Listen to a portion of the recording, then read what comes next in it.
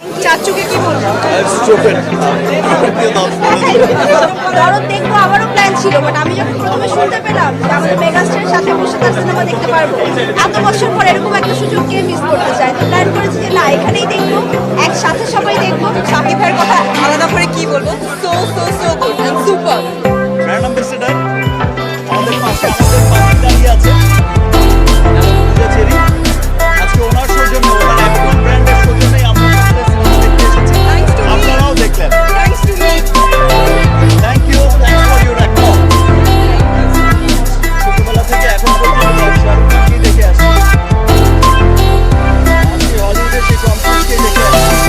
আমি যখন ছোট ছিলাম, যখন হচ্ছে স্কুল গোয়িং ছিলাম, তখন থেকেই শাহরুখ খানকে দেখছি সুপারস্টার, দিল বলে দুলহানিয়া লে যায়েঙ্গে। এখনো দুলহানিয়াই নিয়ে যাচ্ছে। So, once a megastar, always megastar. দেশি নায়িকাদের সাথে আমিও সুযোগ পাচ্ছি না। দেশি নায়িকাদের যখনই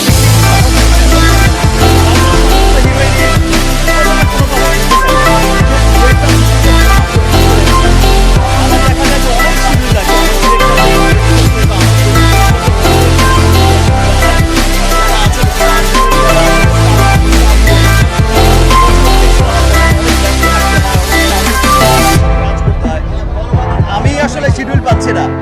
আমি উদ্গ্রীব হয়ে আছি দেশি নায়িকাদের সাথে কাজ করতে। আমি সেই মুম্বাইতে থাকতে থাকতে ভাই যত যাই হোক, দেশের প্রতি আলাদা একটা টান থাকে, দেশের মানুষের প্রতি টান থাকে।